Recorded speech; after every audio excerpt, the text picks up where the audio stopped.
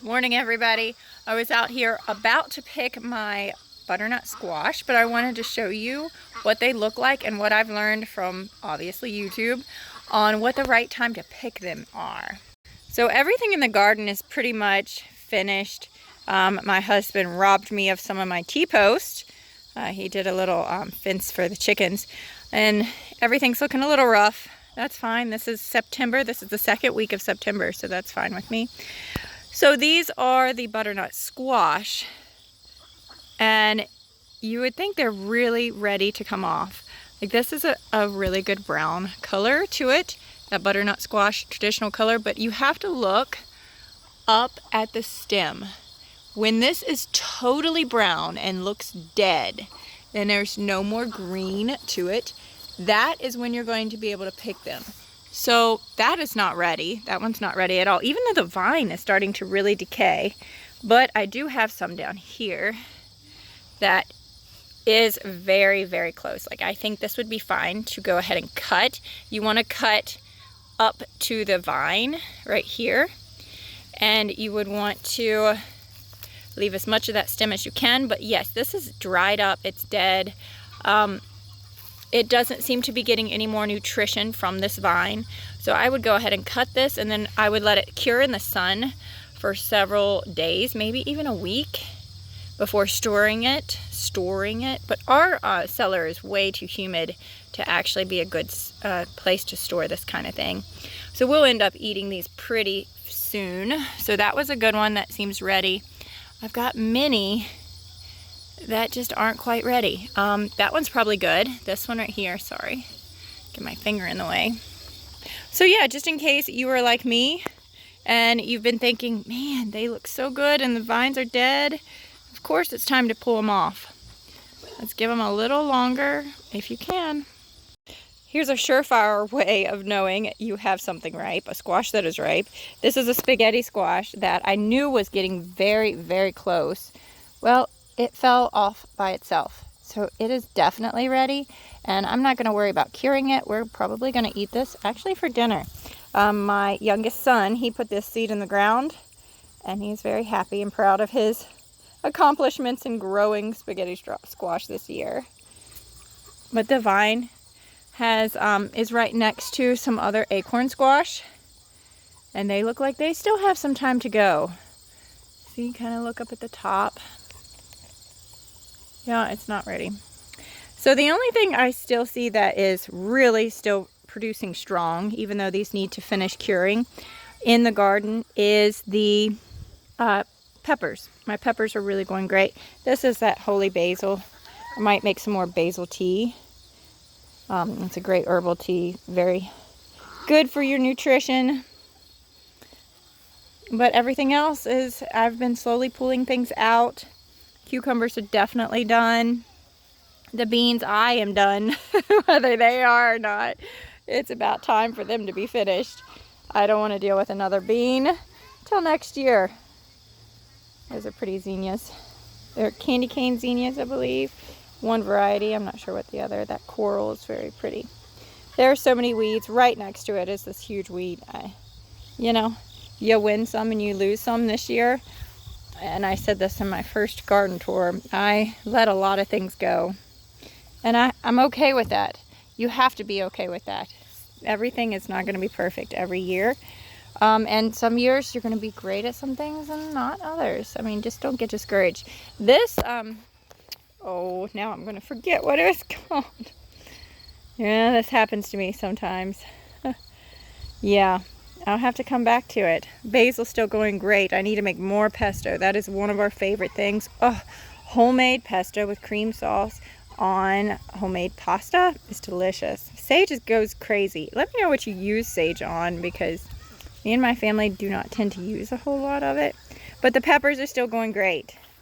The shishitos are beautiful. We eat those quite a bit. We blister them in a pan. They're delicious. I was trying to grow Tabasco peppers, and I don't think any of those actually came up. But my husband stole my T-post. I had already pulled out all these little tomato plants. mostly, except for the very last one, but they were looking awful. Yeah, not a win there this year, but we ate plenty. But I cannot find where any of my pepper plants are actually Tabascos. So that kind of stinks. So I wanted to show you something I got off Amazon that I'm loving. It's this stainless steel like coffee. It's supposed to be for cold brew coffee, but you can also use it when you make, like, we do mint tea a lot. So we can do it in our mason jars, our half-gallon mason jars. But I'm going to show you what I do when I make half a gallon of cold brew coffee. You have your little stainless steel coffee thing. I'm going to put 1.5 cups of coffee. Yeah, that's right. That was 1/4, 1/2, 3/4, 1. And I would talk to you more, but if I start talking, I'll forget. 1 1/4, where I was. And who knows what this coffee will turn out like. Okay, that wasn't totally full. Getting down at the bottom of the barrel. Okay, and then we're going to fill it up. I have a Berkey water filter. You should definitely filter your water. If you are on well water, you have a little bit more leeway with this, but we do live around a ton of farms, tons of farms. So we don't have city water where they put chlorine in our water. But if you do, you definitely want to get that out of your water, because if you're putting it in anything, like you're making your salt brine, you're making sourdough, you're making kombucha, anything like that, that chlorine will kill your culture. It will not work. So I'm going to fill this up with room temperature water from my Berkey. And then I'm going to let this set on the counter for 24 hours. Tomorrow I will take this out, put it in my fridge, and I will have cold brew for whenever I need it, which is... Lately, I need an afternoon cup of coffee every day. Every day, if I want to keep my momentum up. With all the homeschooling and the homesteading projects and the milking and home dairy things that I'm doing. If I want to keep going from the time I get up and until the time I sit down, which I go to bed early, I go to bed, I am laying down by 9 p.m. every night. I do stuff, you know, on my YouTube channel and stuff. I do that after I go to bed, but I'm sitting down doing it. But I don't get to sit down much during the day. So to keep going, I have to have something in the afternoon. I also make a espresso with my mochi pot on my stove. I do that with steamed heavy cream from my cow, which is nice. But right now, iced coffee is good when it's this hot. So that's what I'm gonna do. So to give it a try, maybe I can link this thing below. It wasn't that much money. And these, I use mason jars in my kitchen. I'm sure you've already noticed all the time. We don't have any other like glasses that we drink from. We use mason jars.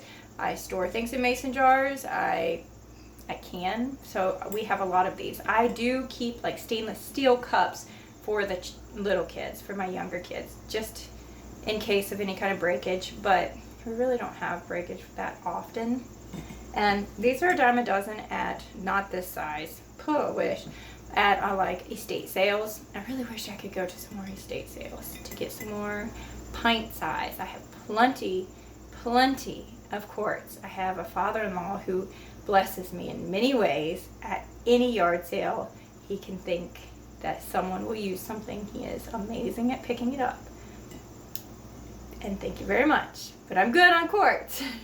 But pints might be something I need to pick up. Half gallons are hard to find, and I do need these for lots of things. We do milk fear.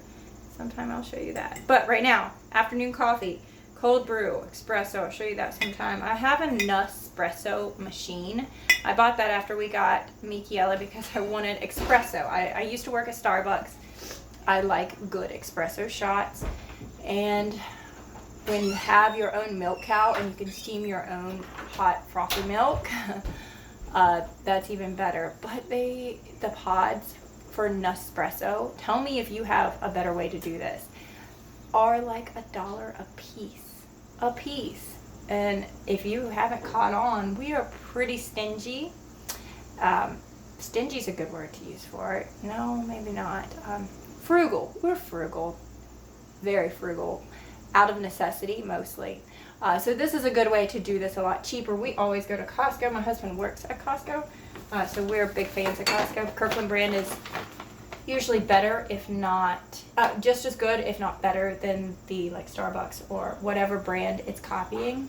And sometimes they're even made in the same factory. It is the same thing. Sometimes it's better. So this is, I like the French roast. My husband thinks it's a little too dark, but it's good for something like this where you're going to put it over ice and then put cold milk over top of it. But yeah, tell me what you do in the afternoons as a pick-me-up. I have never had to have this until the last few months, and if I don't do this at 3 o'clock, my eyes are going crossed and I am scatterbrained and a little bit stressed out because I know I still have a very long list of things to get done and I haven't the energy to do that. So let me know what you do in the comments below. I wanted to pop in here and let you guys know what we are doing. We have to do this several times a year. We heat our home with wood we burn wood. We have a wood stove. So we have to split wood and stack it in our wood shed. My husband actually built that wood shed. And everyone helps out when we do this. I don't know where my oldest son is at this point, but he's you know, kind of independent, not quite always right beside us. But usually it's all of us. We all pitch in. My husband goes out, cuts the wood, brings it home, splits it, we stack it. It's a great workout, by the way. This is my home, our home. This is Dry Hollow Homestead. It was built in the 1760s. Yeah, 1760s. It was just the front room. All these other little rooms were built after that. And it was probably a loft because the same material that made our living room goes all the way up through our attic. Or maybe even just 2 stories, no idea. But whoever was living there when it was first built surely had a wood stove that they heated their home with. We actually used that same chimney. Well, we think it's the same, but we had it lined when we first moved in.